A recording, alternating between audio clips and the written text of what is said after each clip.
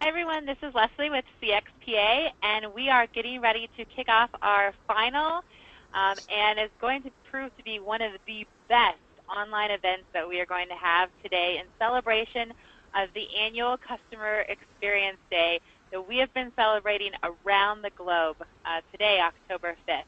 I am so excited to bring this panel to you today. They are coming to you live from Dallas, where they are at their CX Day local networking event. You have a tremendous group of CX thought leaders here that will be speaking to you on design and innovation. I would encourage all of you who are tuned in online to please feel free to ask questions. You do have a chat feature there, and you can submit your questions, and we will have somebody on site bringing those questions to the panel. So please feel free to submit questions in. Also, if you are on Twitter, you can feel free to tweet out using hashtag CXDay. There is quite a lot of activity around hashtag CXDay, and we'd love to hear your voice there as well. So without further ado, I would like to introduce you to our moderator for this panel. Again, this is our last CX Day celebration panel, but it's going to be fantastic. So please let me introduce you to Diane Magers, our CXPA chairman. Diane? Welcome everybody from around the globe. We're happy that you've joined us today. We have an awesome panel, as Leslie said, and we want to get kicked off right away. So I am going to let our panel introduce themselves and talk a little bit about what they do currently and their approach to design, and we'll get into a Q&A. So Chad, can you start? Sure. My name is Chad Callaghan. I'm the head of Sabre Studios, which is an incubator team at Sabre, which is a travel technology company based here in Dallas. And our mission is to develop and test early-stage business concepts and thinking about them from the concept phase all the way through activating them, bringing them to market, and generating some initial revenue with the potential to scale. Fantastic. Fantastic. Hi, folks. My name is Mike Kendall. I'm pleased that we're joining today. I'm from Capital One, the Director of Customer Experience, and we're here on our campus in Plano with about 6,000 other folks that are resident here. I'm part of what we call the Customer Office, which was founded, we're still kind of a startup mode, from about a year ago, and we're helping accelerate customer experience all the way from design to execution to culture within the business units here at Plano. Fantastic, fantastic. Jason? I'm James Helms. I'm the design leader for Intuit, their ProConnect group. Intuit is the makers of TurboTax, QuickBooks, and they also do pro products for accountants who serve small businesses and consumers. We are using design obviously to deliver product, but also to drive innovation across every function of the business. And I'm also using it to help drive strategy for the executive suite. Fantastic. Using design across the organization. You don't have to share that with us. Sure. So, Mike, I'm going to start with you. Let's define for the folks on the team. Most of the folks here in the room and that are listening probably have a different idea of what design is and what it really means. So I'd like for each of you to share what design is in your mind and what it means to the organization. Yeah, absolutely. And I'm a bit of a product of the Intuit culture as well from my background, so we may sound a little bit similar. But I think for me there's kind of three components to design. One's around empathy, really deeply understanding your customers' needs, the problems that they need solved, and trying to understand that at an emotional level, not just a data or an analytic level. The other piece is, as you think about solving those problems, how do you really go broad and expand your mind a lot before you narrow in on solving it? And then how do you quickly test it, rapidly experiment with it, and really try to not build and plan and overdevelop something? I love the quote from, I think it was one of the CEOs at Coke, talked about nothing really good happens in a boardroom or at a whiteboard. It has to be out in the field talking to customers. Fantastic, fantastic. James?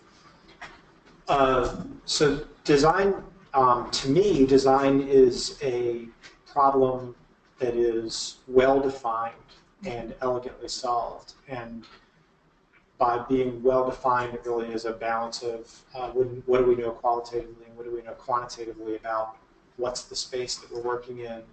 And then elegantly solved means, in a way, that resonates both with the brand of the company that is creating it, sort of their history, the needs of the customer, and in a way that ideally makes money and does what it's supposed to do. It sort of all fits together. So a common theme there is kind of solving the right opportunity and the right issue. Absolutely, and to build on what you heard from this opportunity, to build on what Mike said, obviously empathy is a big piece of that.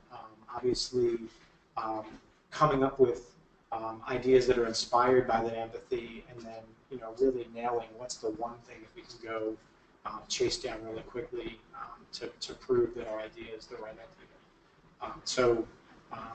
Yes, I was just trying not to. Quick, exactly what we were at. Quick discovery, and then also we've heard a ton today about emotion from a lot of the online events, but also here in person. So I think that empathy piece is really understanding the emotions that are there currently and what you want to create. Sure.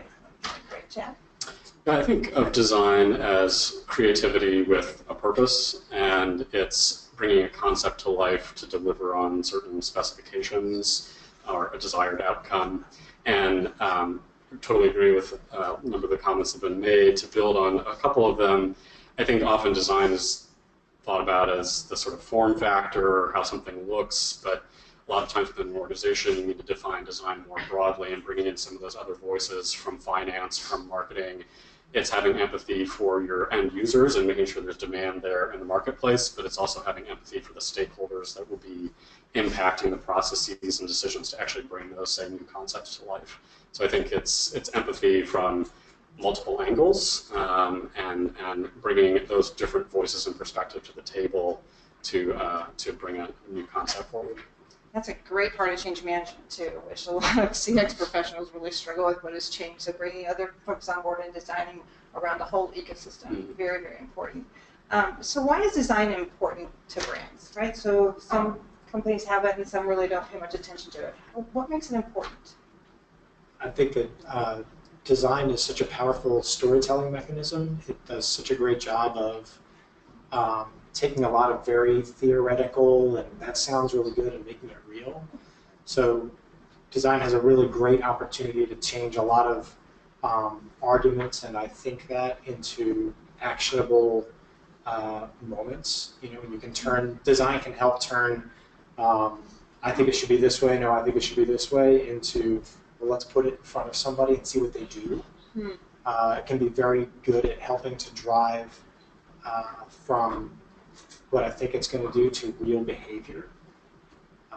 So that's one place. It's got a little bit of a show and tell and storytelling and kind of watching Absolutely. it in action. Yeah. Okay, rather than sitting back and whiteboarding and thinking we know what's going on. Well, and I loved the point around it's so important. Design can be such a powerful tool to gain stakeholder buy-in and just help people understand what they're rallying around. So many times you're sort of like working from a bullet point deck, and an actual experience or an actual moment or an actual lit up face on a customer where they go, I want that.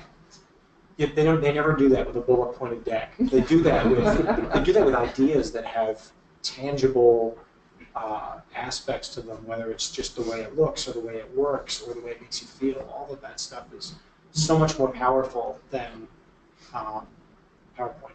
Sorry, I think it's really can be a defining factor or competitive advantage for a company when they unleash the power of all of their employees to be designers. And one of the things that I've seen at other companies is typically as you go up the hierarchy, there seems to be at least an assumption that the decisions are better or that they know better about what the customer wants. And my experience has been, no matter what level you're at, we're usually about 80%, maybe more wrong.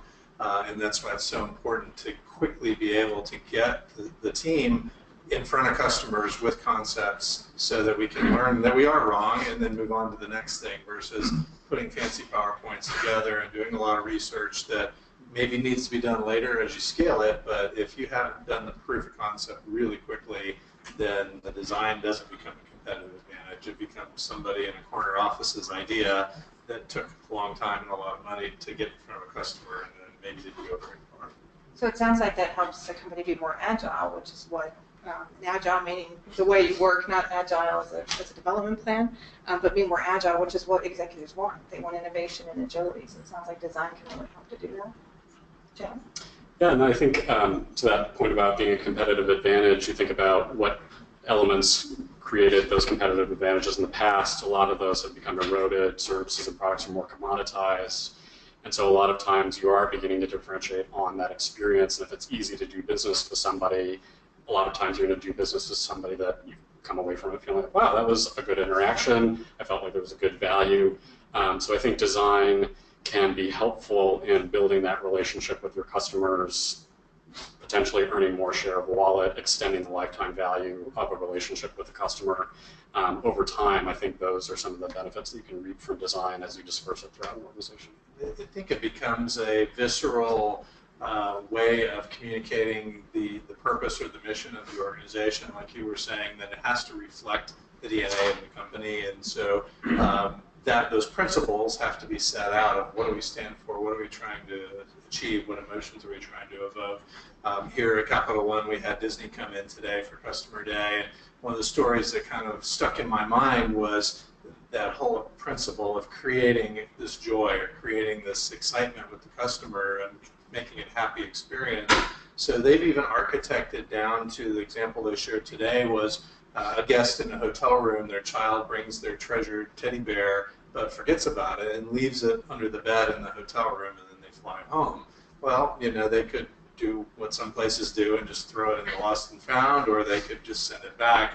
But what they do is actually have the people who found it take it to a park, get pictures of the bear having fun with the cast members, all these different venues, and said, hey, your bear wasn't lost. He was having fun at the park, and here he's made it home now. And so that cost no money, basically, and it totally reflected the Disney brand.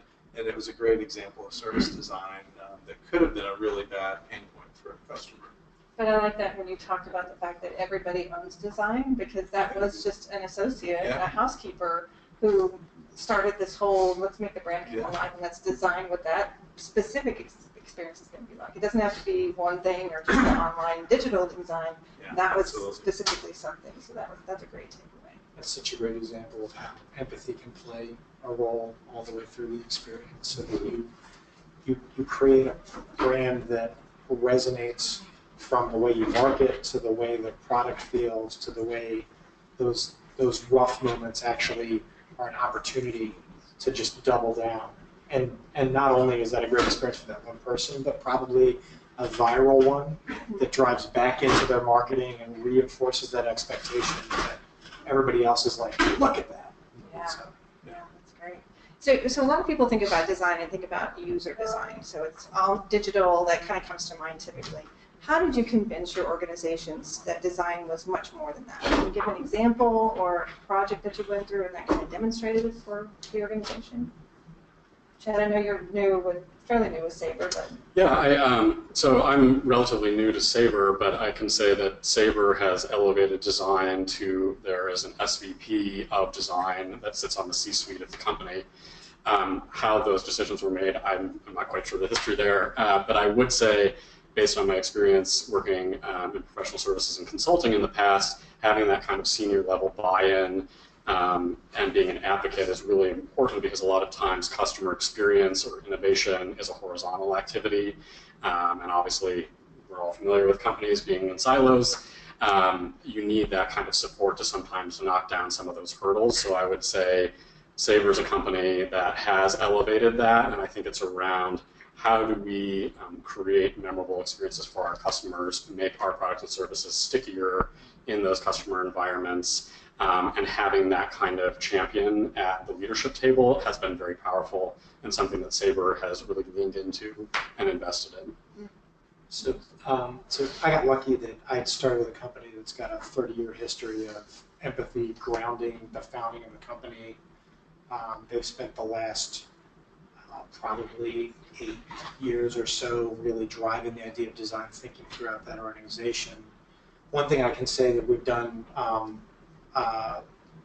in a relatively recent time frame is shifted from a product company to a platform company where we're solving two-sided problems between small businesses and their customers and accountants and their clients and consumers and the businesses and pros that they work with. So the role of design in illustrating relationship design, where you've got two different groups that have different expectations and how you can sort of pass value back and forth between those people. It's been really strong opportunity for design to step in and show this isn't just about things looking like they tie together, but really does go back to, are we meeting the customer needs and defining the customer benefits for both sides of that relationship, making sure that we're creating a value exchange where both sides are getting what they need, even though those needs are, the needs of a pro and the customer that they're working with are dramatically different, but they are engaged in this transaction that has to feel good for both sides. That's like really big, ugly, complicated stuff, and it's really helpful to start with the customers and work your way back, as opposed to just, let's build a bridge there, and then hopefully they'll both get what they need out of it. Intentional. Yeah. Very intentional. And I think here at Capital One, we've been very conscious of looking at other industries that have been disrupted over time and feel like even though we're in a regulated industry and there are some hedges of protection, that's not enough anymore, that there's a lot of ways that we can and are being disrupted. And we've declared that, number one, we want to be a digital company, so not just everything is in the physical world or the branch banking world or in the digital realm, but both. So we talk about those multi-channel type of experiences, and then thinking about end-to-end experiences and saying it's not just enough to have an awesome website or an awesome app, but everything has to carry through. And so those are the big design challenges, I think, for us to make that jump, said that we're the disruptor more so than being disrupted, is how do we think through across business units between cards and the bank and financial services and advisors, how does that all work from a customer's perspective so they're loyal to the brand and not to a website or to a particular transaction? How do your leaders talk about design and innovation? Is it in the same breath? Is it two separate things? Do they see them as tied? Do we think about your executives when we think about innovation and disruption? How does that come to life in the design? So for Sabre, the design and the innovation functions all report into the same SVP. So I think they are closely linked in the executives' thinking and how they talk about it. There has been a large effort to build internal capacity around design and to try to disseminate that throughout the organization. And the team that I'm on is a resource to the company more broadly. So the leadership is talking about design and trying to raise awareness among the product teams to make them aware that we are available to help them as they either evolve existing products or if they're thinking about more blue sky innovation, that they can come and draw upon these resources and we can help them. So for at least at Sabre, it's part of the same conversation. Mm-hmm. And you're kind of an internal, they can call on you if they're looking for help, or you can go to them. There's kind of this Exactly. That's great. Yeah, I think we have here, we actually have several what we call labs or innovation spaces where we're doing a lot of digital innovation, and then we also have organized our entire organization around Agile in the sense that it may not be designed for Agile, but it may be work for Agile. So if you walk around any of our buildings here on campus in the morning, there's stand-ups happening everywhere, and there's constantly people talking about how can we do things differently or better on a daily basis. So it's kind of one of those shifts of saying, hey, we're not in functions anymore, we're cross-functional, we're thinking about customer back in just the day-to-day work that we do. One of the things that's really cool, I'm so blessed to work for a company where the CEO and the founder, who's now sort of like the chairman and chief innovation sort of catalyst, both of those guys are, in addition to their day jobs, just great coaches. And so when they talk to teams, their questions are, what are you learning from your customers? And their questions are, how are you using your insights and your surprises from those customers to inspire ideas? And what's the riskiest assumption you have. So like their questions, the leader, the kinds of questions that leaders ask are designed to just sort of to lead you to those places that you would already go as a design thinker, which I think is really helpful. So that expectation is not just set as like this is what you should do, but they're modeling that expectation by sort of asking the questions around expecting that you've done that work, which I think is really great. And then my boss is doing the same thing where she's just, what's the behavior you've observed that leads you to drive that decision? And like that, teams come ready with, here are the insights, here are the people we talked to, here's the insights we saw, here's the surprises we had, here's the actions we're going to take. And to me, that's what it feels like when it's just there, right? And I think it's really important that like once it's there, you just have to protect it and keep it alive and keep that fire burning, because it's very easy for it to get diluted really quickly if you get a bunch of new people in and they are sort of coming from a different place. So I suspect that design maturity is one of those things that like as it starts to be a hot fire, you have to just keep feeding it. And I think you're feeding success. So. Yeah. One of the big leaps, the stories you were talking about. yeah. One of the big leaps into it while I was there was the creation of what they called Innovation Catalysts, which essentially was an army of design champions, and it was a part of their job to become a design expert and help catalyze that across their groups. And so all the way from legal to HR to frontline call center operations or engineering, wherever it may have been, you had these design catalysts that could help and drive innovation. And then with the matching up of leaders that were asking the right questions, really helped quickly change the culture to really free up everybody to be designers. That's a great takeaway, because I was going to say, if you wanted to share one thing for those companies who are just starting out, who don't actually already have somebody in executives that don't have the, what I'm calling executive behavior, that's asking the right questions and doing that, where would you suggest people start if they want to say, I want to bring design into my organization? What's like one thing they can do to get started? I would always say start with the customer. I mean, from any argument that breaks out in the boardroom, being able to recognize that that's an argument where both sides have a conjecture of, I'm sure they're going to do it like this. No, I'm sure they're going to do it like this. Stop the meeting, construct the test, the experiment. Like, okay, what do we need to do to solve this? Let's figure out what that experiment is. Put it off to the side and stop talking about this. Because we can literally talk about something for an hour and we are no closer to solving it because it's just my opinion, your opinion. And quite honestly, if my opinion is bigger than your opinion because I'm louder or because my rank is higher or because I'm just tenacious and you're not, we're doing it because I said so, not because they said so. And so getting, like I said, like driving to what's the behavior we need to observe in a customer to know we're right. That is like so much more important. But I can't tell you how many times I've talked to people about their big idea and I say, who's the customer this is for? And they start to describe a demographic. It's a woman between the ages of 18 and 35, and I'm like, okay, you haven't met this person. Like, who's the person? Literally go stand in their shoes, go sit in their office, go observe what they're doing and what else matters to them right now, and take pictures of all that, and go back and sit in your own office and put up the same wallpaper. And as you're thinking about inspiration for your stuff, look at her life and think about who she is and think about all the other things that she's dealing with right now. And use that to help you make your decisions, help you make your design decisions or your customer experience or your care decisions or your marketing decisions. Because this is the clutter that you have to cut through, is this woman's life.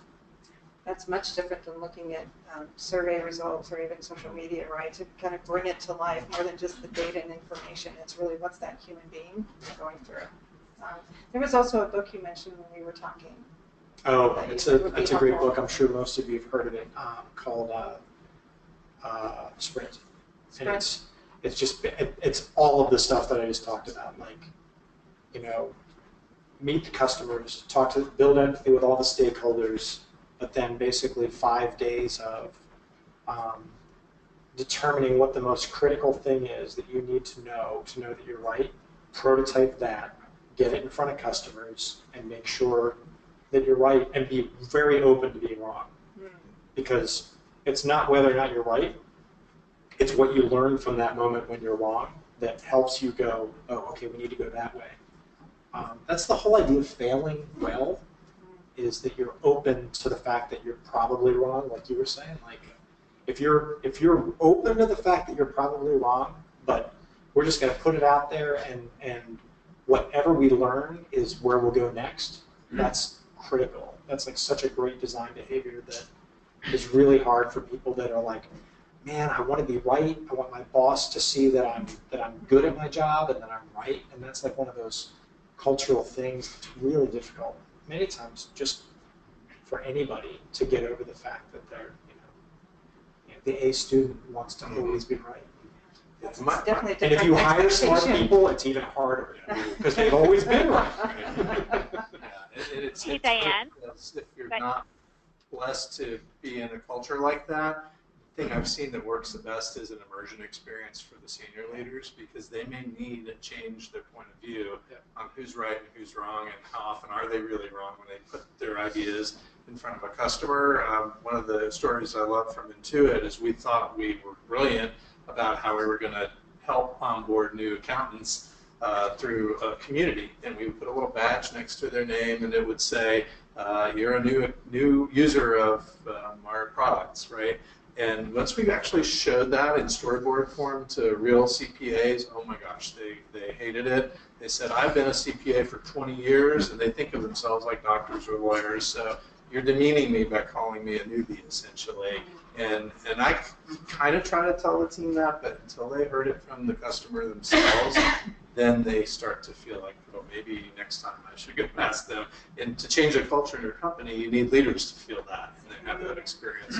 So get them involved in the activity. Take their ideas, test them with a real customer. That's a great fail fast, and then say, okay, well, let's iterate with that customer and find a better way. Let them see the iteration, let them see the customers doing it, and what the process you're going through. And to start talking the way you were talking about earlier, right? They have a little bit different approach.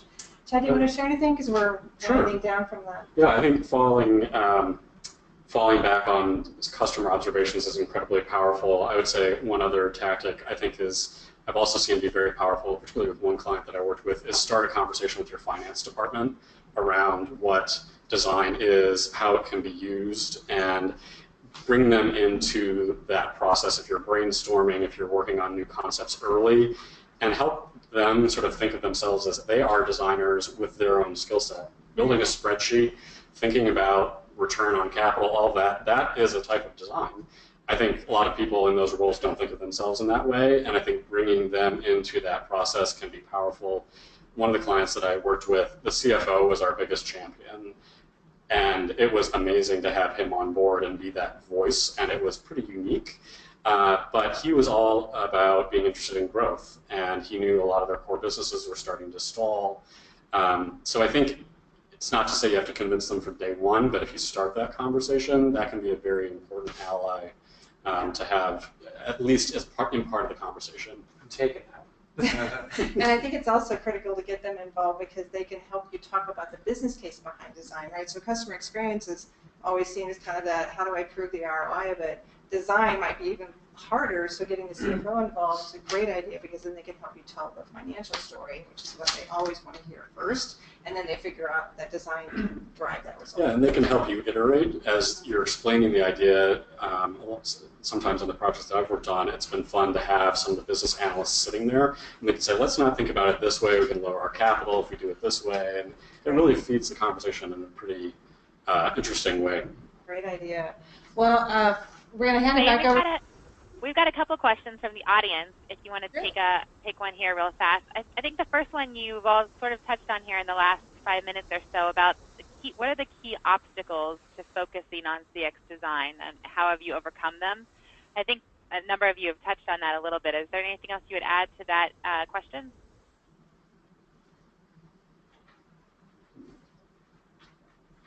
I think that belief is a big one. I think that in the same way we talk about using design to start to prove out the most important things for our customers. We run similar experiments internally where we loan out little pieces of design to different functions just to help them understand and see the picture of how design can help connect dots for them, or how they can help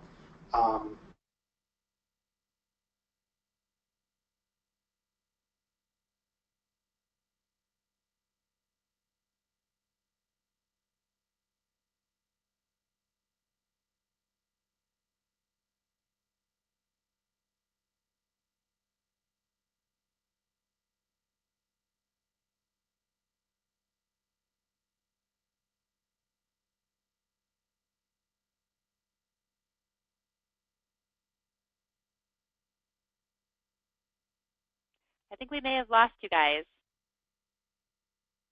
Diane, are you still there?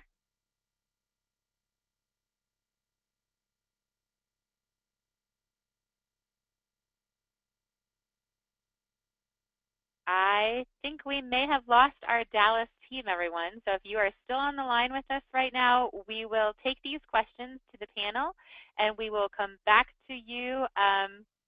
We'll come back to you with the answers on our CXPA blog. So thank you all so much for tuning in today to our CX Day panels. I'm sure that design and innovation panel was really rolling right now, and I hate that we've lost them. And I think that those folks that are in Dallas today are getting a great panel discussion. Many of you still have local networking events that are happening in your areas. I know that Chicago is coming up as well. I know we've had the question about what is the book that James was recommending. I couldn't catch it either. I think it was Sprint, but we will tweet that book out as well. So we will tweet and we will send that out on our CXP blog that recaps these questions that you've asked today. So we will get that off to you.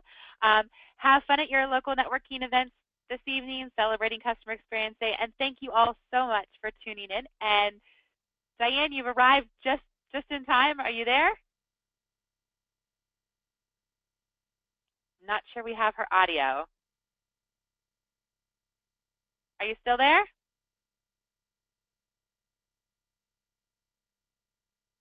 Diane, are you there? I think we are missing your audio.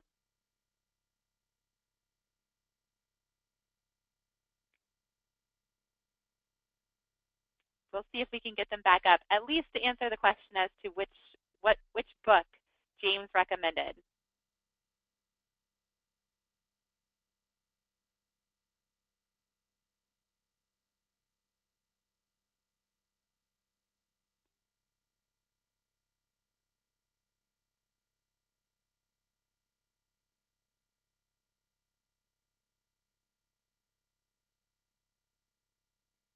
I think we have lost the audio. Panel, I'm sorry, we don't have your audio right now. But we will get back to everyone with the answers to your questions and the defined name of the book that James recommended.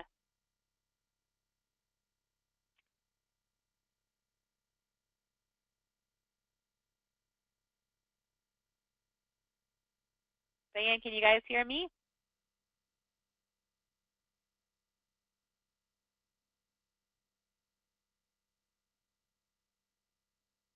Nope, I think we've lost. All right, thank you so much for your attention today. And again, everyone, enjoy CX Day. Take some time to celebrate all of the accomplishments that you've been able to bring to your organization. For those of you who've asked about the book recommendation, we will tweet that out using hashtag CXDay, and we will also post that to our LinkedIn page as well. Thanks everyone, and have a wonderful rest of the day.